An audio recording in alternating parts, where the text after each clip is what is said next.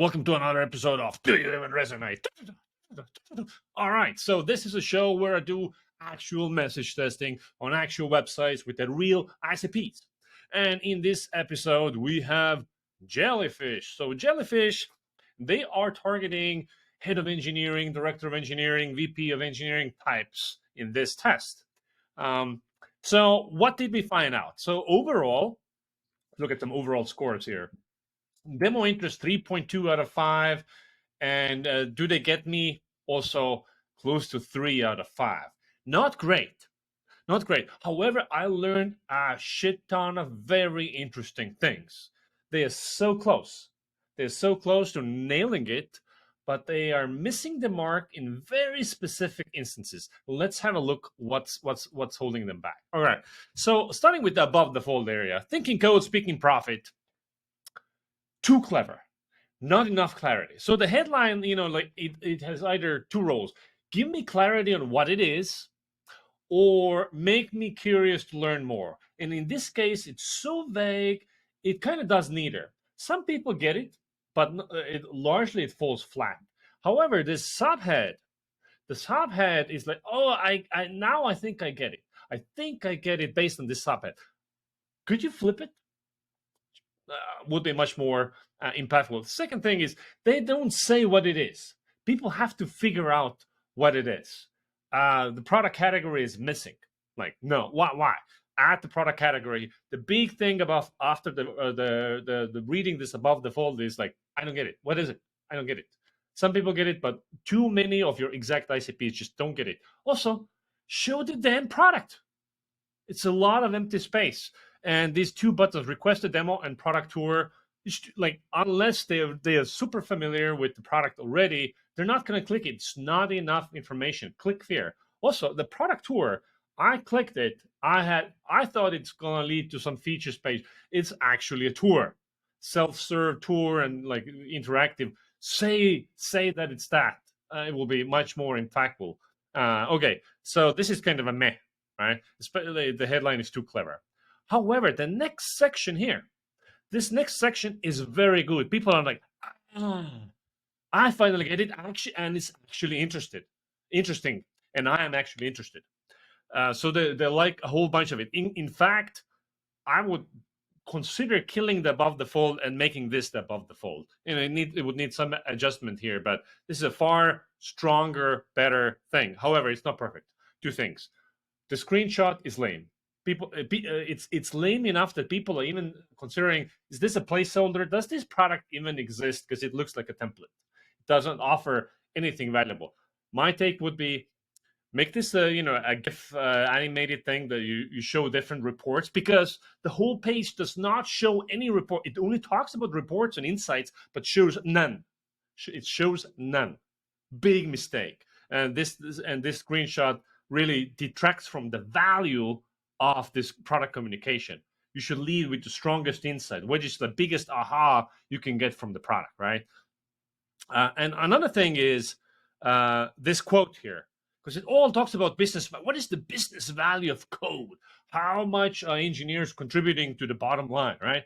And now it says here, so each engineer can prove the impact of the business. The problem why this line does not resonate with the ICPs is because it talks about the line engineers who do not control what they work on, yet they need to justify their existence. So you need a different quote that talks about the business value, not the line engineer value. A lot of comments about this. So the quote is rubbing a lot of right people the wrong way. Now, after reading all of this, people are like, this is amazing. However, I'm very skeptical. I really want to know how it works. After this section, they all want to know how it works. Does it work with my existing tool stack? Do I need to start manually doing anything, or does it plug into my Jira and GitHub automatically? Like, how does it work? I hope the next section delivers and tells me. And it does not. It does not. It goes into more numbers. And what happens as an effect is that the people are like, bullshit. I don't believe it. TLDR, zero credibility. Okay.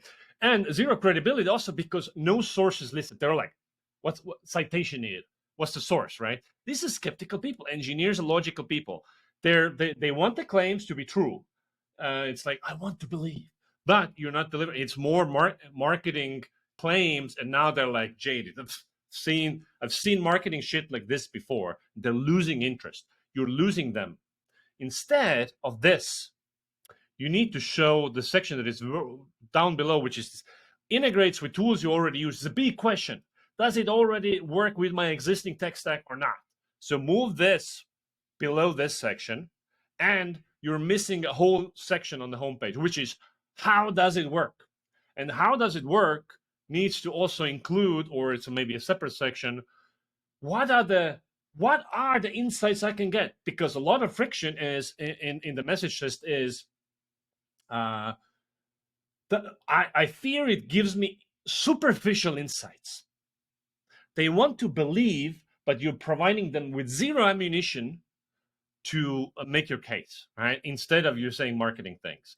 So if you make those changes, this page, the performance of this page will go up dramatically, right? And then when you finally get to these numbers, okay, you need citation for each of these numbers. You need to say, where are these numbers from? Is it like, hey, it's a case study? So basically, what I think is needed is like you need to show like add a little more story to these numbers, a little more story, the data points to all of this stuff, and these sliders. Okay, so there are some valid points here, before and after. Okay, great, fantastic, contrast works. However, the presentation of this is just terrible. Sliders is the worst thing on the internet. Show these one after another, right?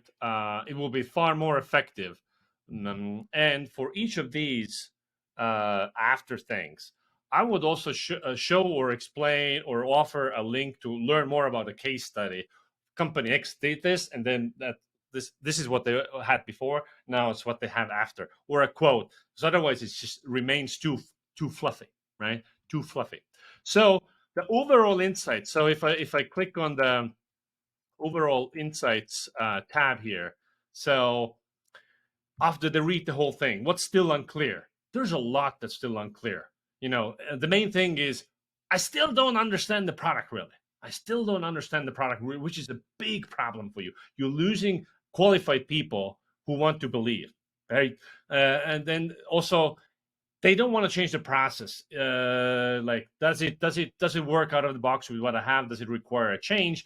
Or really, what is the effort needed to adopt this, right? And realistically, like, don't make it too. If it sounds too good to be true, it probably is. So just paint a realistic picture of what it is. And also, there's a bajillion engineering productivity tools out there that basically same things. There's no differentiation here. There's no differentiation here, and people call it out. And finally, I think the quote that really nails it for me or sums this up is like, okay, there's a bunch of cool quotes here. It's like, doesn't really demonstrate advantage over manual systems, but this thing here. The time and effort to do a demo is my biggest issue. This person is interested, VP of engineering from a qualified company, but he doesn't want to get a demo because he doesn't want to talk about. He doesn't want to wait. And also, there was somebody else actually. Somewhere is the quote who says that about a demo that I want to make sure that this works as expected. I want to know how it works before I get on the demo, man. All right, so this is it for this time. Peace out.